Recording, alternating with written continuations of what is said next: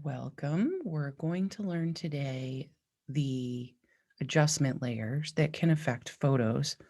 And we're going to start with one of the more powerful tools, which is called curves. So let me put my layers back in my dock.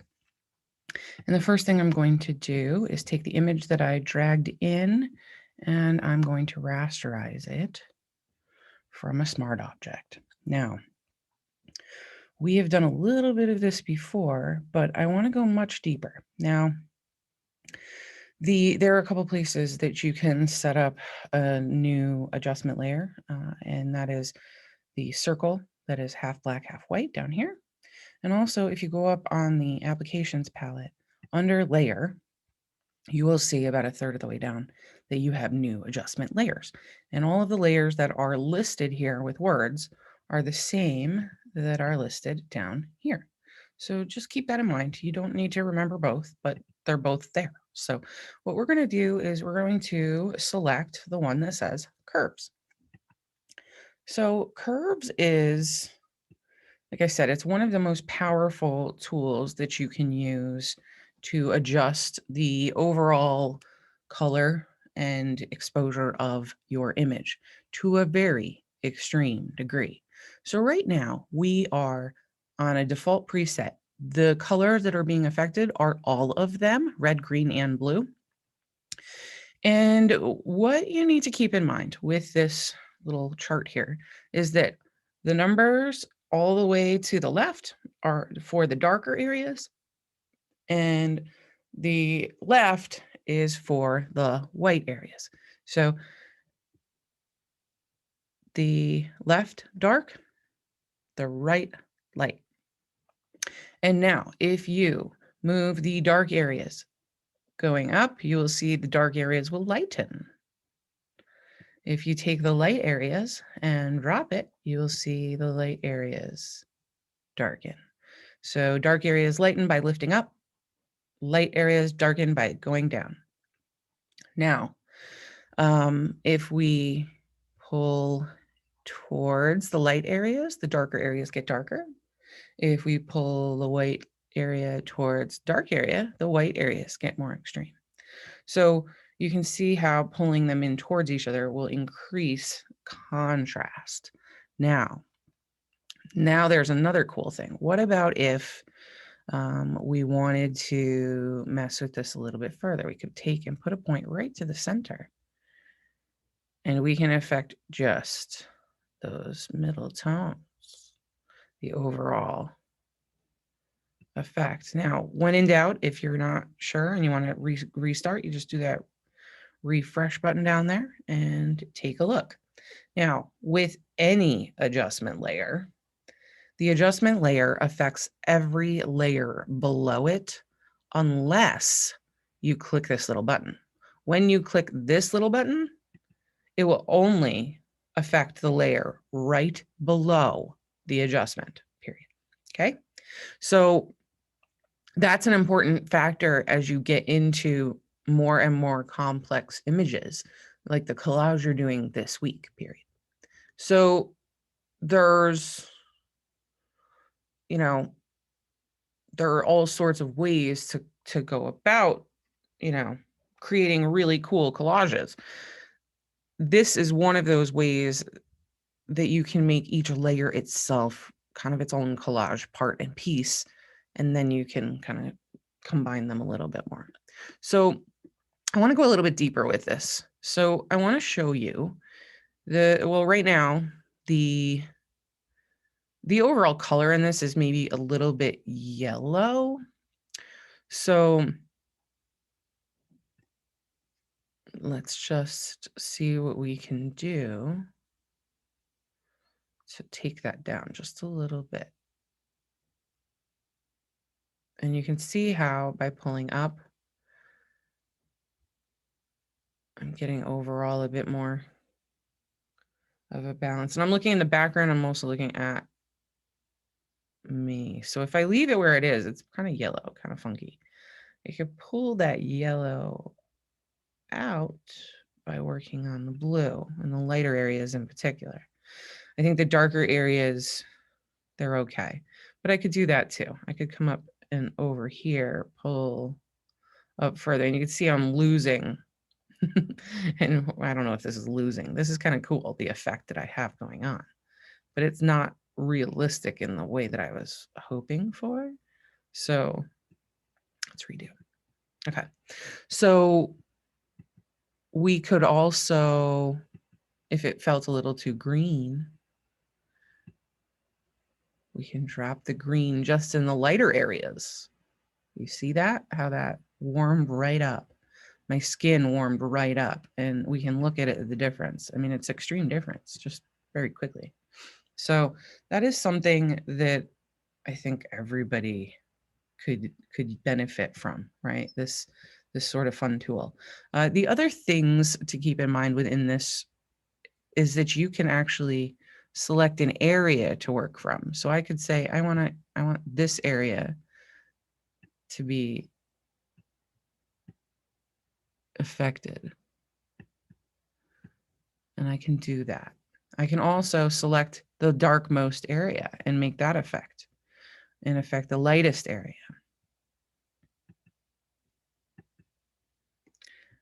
And so we can look at it again from its beginning point, or we can even go so far as to hide the curves layer over here. And you can see the subtlety.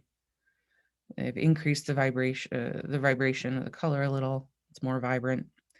I dropped the greenish sort of tinge that I had going on. I increased the overall contrast between the shirt and my hair, which is not easy because my hair is pretty dark, and so is that inner part of that shirt. So this is Curves. It's a wonderful little tool, and it's got all sorts of other fun things in here. You can select areas with a tool. You can create points. It's a really powerful little program here. So when that's done, you can click over to something else and the properties will switch back to the way it belongs. If you want to come back in here and change it at any time, all you have to do is select it and it will pop up in your properties palette. Okay, so I want to show you a couple other things here. Now, what if I'm okay with the color, but I want to kind of, just improve the contrast a little bit. It's a little contrasty. Well, we'll go into that same selection of adjustment layers and just click on brightness and contrast. So again, if we want something to affect just one layer, we need to click that little box down at the bottom. And in this case, I don't know that we're brightening. I think we might be darkening a little. We might even be decreasing contrast. You can actually see how just by doing that a little bit, it's actually bringing some of my face back. Not sure how much I love what it's doing to my face, but it's definitely, it's doing some stuff. And so you can see how that, that stuff, that area in my face, it's not, the information isn't lost. It's just what we would call affectionately called blown out, right? The overall exposure was enough that those areas went to full out white. So I have the ability just within brightness and contrast, right, to significantly alter this photo. And I'm not going to go through every single adjustment layer, but I want to give you the ones that I find to be the most valuable. Levels is like Curves' baby sister. Levels just has selecting the lightest, the darkest, and the midtones and adjusting those. Does not really have the ability to adjust the color itself, the vibrancy, the tone, that sort of thing. Curves is really the one you want to kind of work with there. And in terms of exposure, if you are a photographer and you do know how exposure works, this is you can use this one. I end up not using exposure very often because in general, if my photos are well exposed, it's typically in these weird circumstances where I'm shooting an image under fluorescent lights at night and I get a yellow tone to me. So you can absolutely do some work in here, but usually, like I said, you can do some nice contrasty things with that, as if you were taking the photo in a totally different lighting situation, which is pretty awesome. Let's see, what else do we have in here? Vibrance, we just talked about that. Again, it's about that brightening of that tone, and we can deepen the saturation also so that it's just so heavily colored. Bump it up, and basically what we're doing is we're pushing a color to its highest vibration, right? We're pulling it to its the most bright, the most saturated color that we can achieve.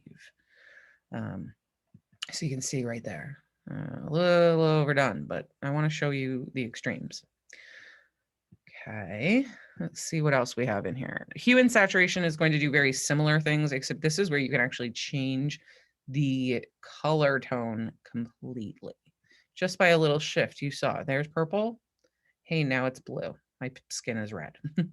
We can bump the saturation here as well. So if you wanted to, you could definitely make yourselves look pretty different from that same photo. So yeah, right? Night, day.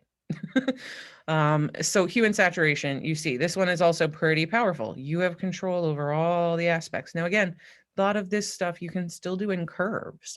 I'm going to attach a fun little video beyond this one to kind of dig you in deeper into curves, because I think it's just such a powerful tool. I think it's useful. Okay, so let's see, what else do we have that you would find valuable? You can balance out your color in there. You can do black and white. And now this is a huge one. And you see, this is pretty, overall, it's okay in black and white, but it's not excellent. What we can do is be very mindful about our choices and say, okay, well, all the purples, we want to go to black. Magenta, we want to bring towards the black. And all of a sudden you start seeing that purple shirt I'm wearing come forward. And now I'm going to drop the cyan. I want the cyan to go to white. What is green doing for us? There's not a whole lot of green because we took it out. You can see there's subtle things happening in my face with the greens. And the same with the yellows. You could see if I wanted more of those shadows within my face, or I can pull them right out and blow them out. This is one of those tools where I feel strongly, if you're going to make something black and white, do it with an adjustment layer like this. Because, when in doubt, you can always go back and compare to the original. So that's a pretty powerful thing right there alone, is the control and the ability that the black and white filter has. If you just made this a plain old black and white image, you saw the original version of this. Wasn't exactly awesome. So there's the original. You can really push things. I just love that. Anyhow, okay. So we've gone through a bunch of these. And photo filter, it's as if you put a filter on your camera and shot with it. And there's a bunch of them in there. That's pretty good. We're not going to really worry about those two. Invert is pretty self-explanatory there, my friends. There's not really options for this. You just invert literally what it is flipped. So that's that. Okay, and then anything else good for you? Oh, that's not what I want. So posterizing literally breaks you down into multiple parts and pieces so you look like a poster. And you can also work with picking a very specific color. So again, this is pretty similar to our previous adjustment where we were able to do this sort of color adjustment in curves and also color balance. Okay. So again, last but not least, just for these beautiful adjustment layers, they're here, they're in that half and half circle. You want to link them when it just affects one layer, right here. They're non-destructive editing. So all you have to do if you don't like it is you could hide it, or you literally could drag it to the trash or click delete. Well, maybe not click delete. You really do have to trash it or delete the layer. So let's see. about using this on something else like this. So right now we have all of these amazing little clocks. And what I think I want to do is I want this one right here to really kind of stay the same, and all the rest are going to drop out of color entirely. So the first thing that I'm going to do is make a selected area that is not going to get the effect. I'm holding my shift and my option key right now. Basically what that does is it brings a selection from the center of where you are versus the outside, dragging to one direction or another. So I currently have this little area selected, and I need to just quickly rasterize this lovely. And now I have just the face of that watch selected. So I need to select the inverse of that. And what I'm going to do is I'm going to apply that black and white filter again. But now you'll see that when we apply it, it's only going to apply, you'll see the little mask. It's only going to apply to everywhere else but that one shiny, shiny piece. Now, again, this is very subtle, but I wanted to show you how this could fly in a different show here, in a different photo. So what I'm doing is I'm having all the colors shift towards white. So they're all light, so they'll all sort of fall back. That's my hope. I don't know if it's going to really do it or not. It's starting to go. So you can see from before, what it was before, to what it is now. And again, I have complete control over who and what is shown here too. So I can actually go into my layer mask and use my eraser, or use my paintbrush tool rather. And I could come in here and maybe with a slightly bigger brush, no hardness, I can actually come in here and mess with this. So right now, oop, I don't want that. I can take my eraser, oop, and make it bigger. And you'll see that in the mask, it's changing. It's adding this watch to the show. So for those of you that already watched the mask video, this is just sort of old news. But you can see how we can be very selective in our choices here. Right? Between using a mask and then using a layer adjustment, between the layer mask and the layer adjustment, you really start getting some interesting complex things. And I can go back in here with the paintbrush, fill back in the areas that I don't want, and go back and use the eraser some more. So, I mean, and that's just sort of how, you know, combining these two types of tools in Photoshop can make for sort of some infinite varieties of projects. If you have questions, let me know. I hope this helps, and I'll see you for a new video soon.